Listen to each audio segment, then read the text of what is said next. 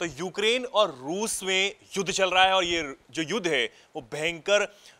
स्थिति पर पहुंचता चला जा रहा है। अब खबर ये आ रही है कि रूस की तरफ से अफगान जो कमांडोज हैं वो लड़ने के लिए मैदान में उतरने वाले हैं। अब इसी पर हम बात करने वाले हैं और इसी पर बातचीत करने के लिए हमारे साथ शेखर मौजूद हैं। शेखर,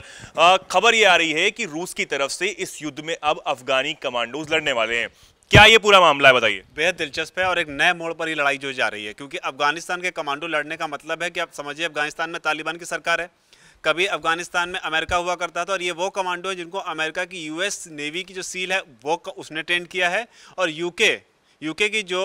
एयरफोर्स है उन दोनों ने मिलकर इन कमांडोज को ट्रेन किया है ताकि वो तालिबान के खिलाफ लड़ सकें। अब जब अफगानिस्तान से अमेरिका चला गया है, जो वेस्टर्न एलाइज चले गए हैं, अब उन्होंने इन कमांडोज को अबेंडन कर दिया। एक तरीके से आप अगर आसान भाषा में समझें तो ये सारे कमांडो जो हैं अफगानिस्तान के, ये जॉबलेस हो गए हैं। अब खबर ये है कि रशिया इन कमांडोज को रिक्रूट कर रहा है कि वो रूस की तरफ से यूक्रेन से लड़ें। अगर इनडायरेक्टली समझें तो अब यही कमांडो जो हैं रूस की तरफ से अमेरिका से लड़ेंगे, नाटो देशों से लड़ेंगे, और उनके क्योंकि यूक्रेन के साथ में नाटो देश खड़े हुए हैं और अमेरिका का समर्थन जो है यूक्रेन को है, तो जिन कमांडो को अमेरिका ने, यूके ने मिलकर तैयार किया, उनको बनाया, उनको हर तरीके से ट्रेनिंग दी, अब वही कमांडो जो हैं रूस के लिए लड़ेंगे। और खबर इसमें यह है कि इन कमांडोज़ की जो हायरिंग की जा रही है वो ईरान के ज़रिए की जा रही है। और ये जो खबर छपी है फॉरेन पॉलिसी नाम की एक मैगजीन है, उसके ज़रिए ये रिपोर्ट की गई, जिसमें दावा ये किया गया है कि करीब एक 35 साल के कमांडो, उन्होंने खुलासा किया है कि ईरान के ज़रिए जो है इन कमांडोज़ को रशिया के लिए रिक्रूट किया जा रहा है, और करीब 10,000 कमांडो जो हैं वो रूस के लिए लड़ने के लिए जाएंगे। इसको लेकर रशिया जो है काम कर रहा है, और अगर ऐसा होता है और ऐसा हो रहा है दावे के मुताबिक, तो ये अपने आप में बहुत बड़ी डेवलपमेंट है कि अब रशियन आर्मी में अफगान कमांडो भी होंगे। अब अमेरिकन यूएस सील ने अगर उनको ट्रेन किया है और यूके ने ट्रेन किया, सोचिए कितने खतरनाक होंगे। तो उस हिसाब से अगर देखें तो लड़ाई एक नए मोड़ पर पहुंच गई है, जहां पर अफगान कमांडोज का इस्तेमाल जो है वो रशिया करेगा इस लड़ाई में, और रिक्रूटमेंट की भी बात आ गई है। अब ये जॉबलेस हैं, और दिलचस्प ये भी है कि 1979 में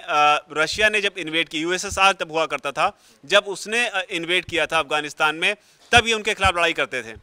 तो इसलिए कई सारे अफगान कमांडो जो हैं वो नहीं भी लड़ना चाहते, क्योंकि उनको आज भी रूस में अपना दुश्मन ही नज़र आता है। लेकिन अब उनके पास नौकरी नहीं है, अब अफगानिस्तान से अमेरिकन जा चुके हैं, तो अब उनके पास कोई जब काम नहीं है तो उनके सामने ये एक अच्छे काम के तौर पर, विकल्प के तौर पर निकल कर सामने आया कि अब वो अपनी जो स्किल है वो रशिया के लिए इस्तेमाल करें यूक्रेन की लड़ाई में, और अमेरिकन एलाइज जो वेस्टर्न एलाइज हैं उनके इस्तेमाल के लिए। तो ये एक बहुत बड़ा उदाहरण भी एक तरीके से अगर देखा जाए कि अमेरिका किस तरीके से अपने लिए लोगों का इस्तेमाल करता है। जैसे उसने तालिबान के खिलाफ इनको तैयार किया और बाद में जब उसका काम हो गया, उसको लगा कि अब यहाँ से कुछ मिलने वाला नहीं है, तो वो उनको छोड़कर वहाँ से निकल गया। अब ये जॉबलेस कमांडो जो हैं वो पुतिन के लिए लड़ाई करेंगे। तो ये एक बड़ा डेवलपमेंट इस यूक्रेन और रशिया की वॉर में सामने आया है। अभी बातचीत चल रही थी कि किस तरीके से यूक्रेन जो है डर्टी बम का इस्तेमाल करने वाला है, ऐसे आशंका जताई थी। रशिया ने भारत से बातचीत की थी उन्होंने फ़ोन पे। क्या अब रूस की तरफ से अफगान कमांडो लड़ने वाले हैं, ऐसी जो खबर आपने बताया अभी हमारे दर्शकों को, तो क्या डर्टी बम के लिए ये पूरी तैयारी की जा रही है? नहीं, डर्टी बम को आप इस तरीके से देखिए, जब यूक्रेन की वॉर हो रही थी तब भी रशिया ने ये कहा था कि यूक्रेन पर अगर हम अटैक नहीं करते तो जिस स्थिति में आज हम हैं ये स्थिति वही होती, क्योंकि तब उधर से अटैक हो सकता था, क्योंकि अगर नाटो के साथ में यूक्रेन जाता तब भी जाकर स्थिति वही बनती कि रशिया को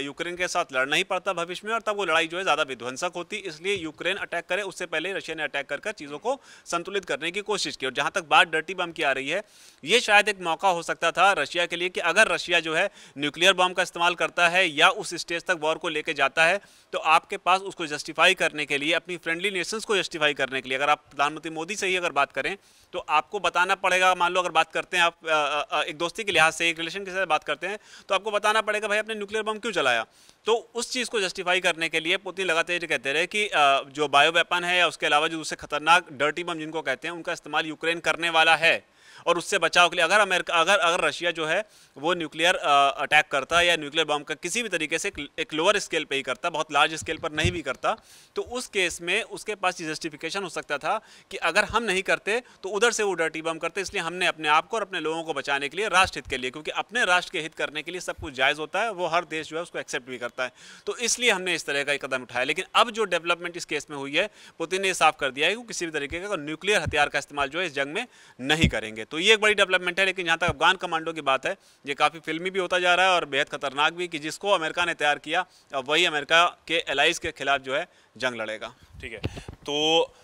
ये आप खबर जो मिल रही है इस पर हमारे जो शेखर जी हैं उन्होंने आपको बताया कि किस तरीके से अब ये जो युद्ध है वो और ज्यादा खतरनाक स्थिति पर पहुंचता चला जा रहा है। किस तरीके से